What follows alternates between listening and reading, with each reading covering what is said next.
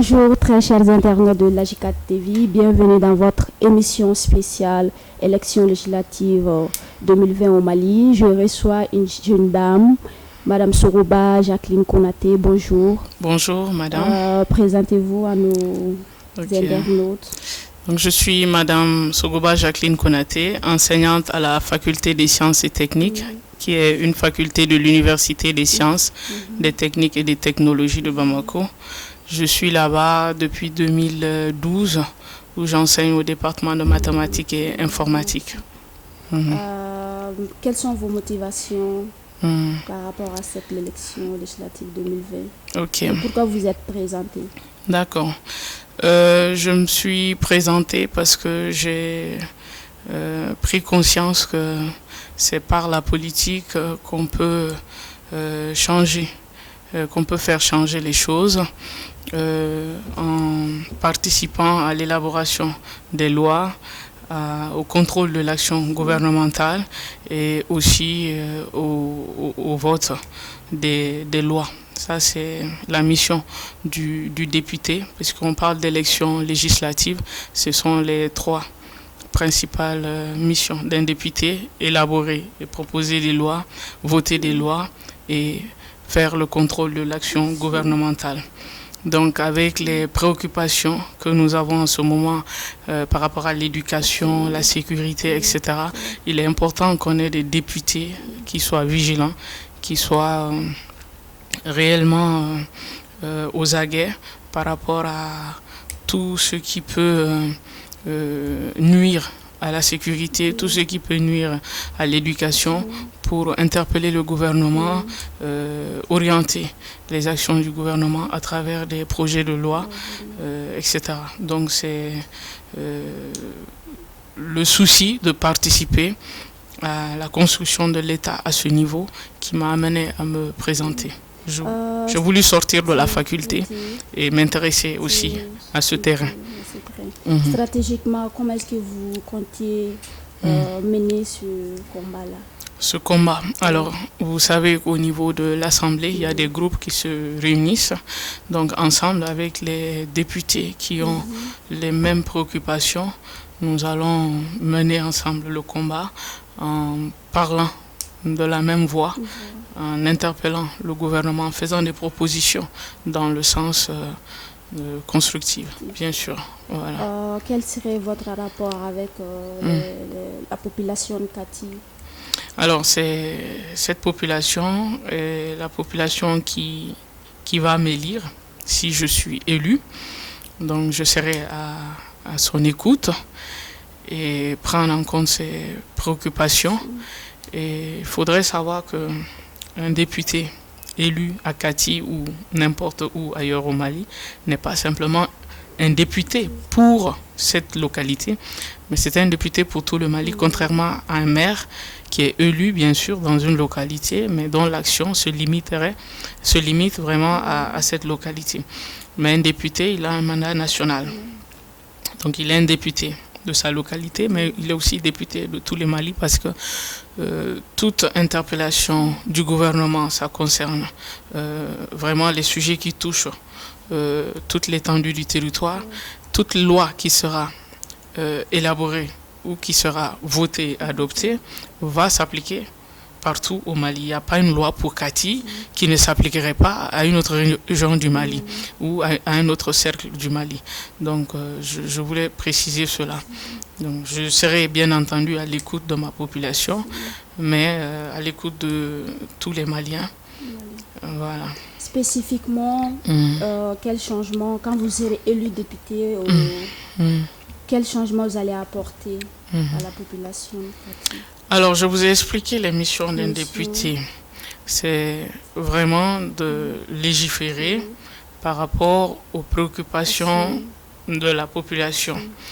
Donc, et aussi interpeller le gouvernement par rapport aux mêmes préoccupations. Donc aujourd'hui, si vous voulez, ce qui me préoccupe beaucoup, c'est l'éducation. En tant qu'éducatrice, parce que je suis enseignante, mais aussi en tant que mère, parce que j'ai des enfants qui fréquentent l'école. J'ai des neveux, des nièces, j'ai des frères, des sœurs qui fréquentent l'école. Et pour qui connaît la situation actuelle du Mali, l'école traverse une grande crise. Et c'est dû à quoi? C'est dû vraiment, si vous voulez, à beaucoup de choses, dont notamment, par exemple, je trouve, ce que je dis souvent, que l'enseignant, qui est pour moi le vecteur même de la transmission du savoir, n'est pas assez bien considéré dans nos sociétés. Vous avez certainement entendu un jour quelqu'un dire « Ah, je veux pas être enseignant » parce que c'est pas bien valorisé, quoi, ce métier. Or, je ne sais pas ce qu'on pourrait faire dans cette vie sans les enseignants. Qui qu'on soit, on a eu un enseignant.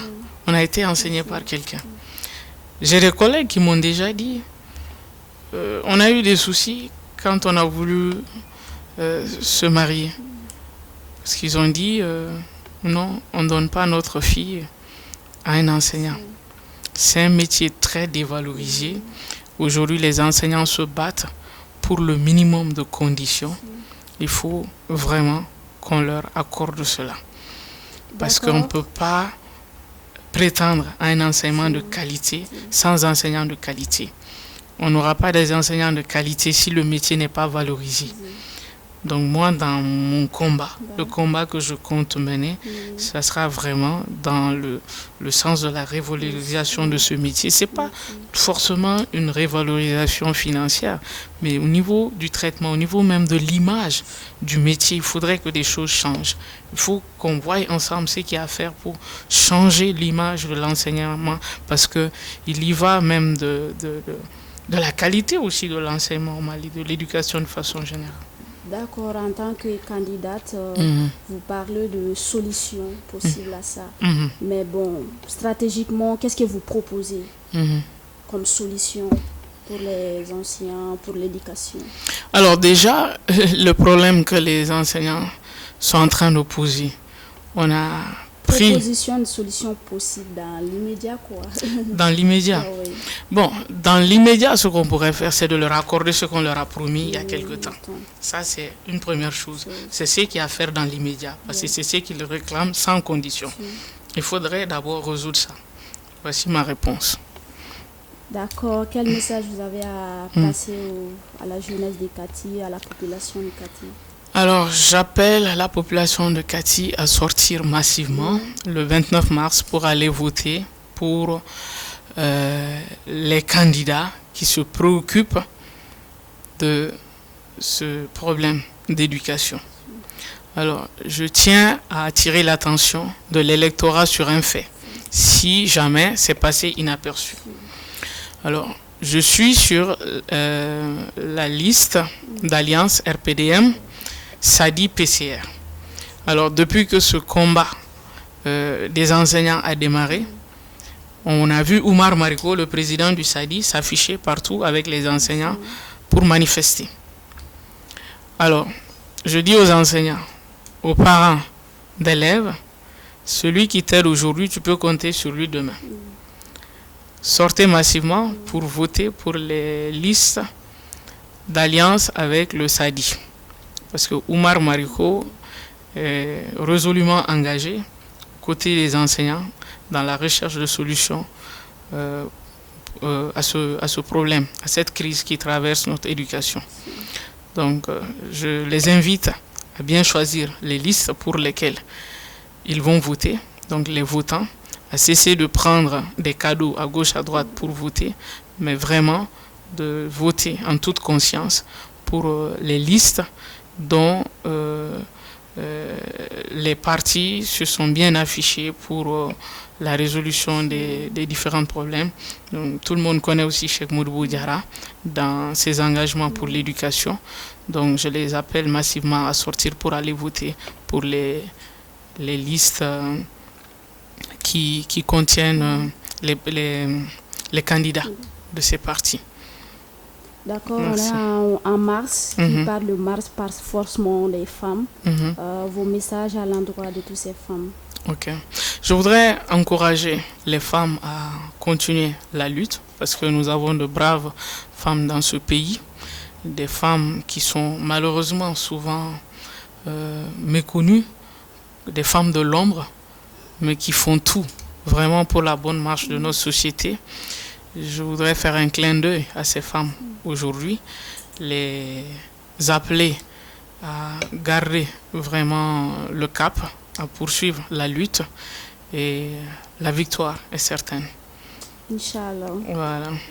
Merci beaucoup, très chers internautes, de nous avoir suivis et à une prochaine fois. Merci. Merci.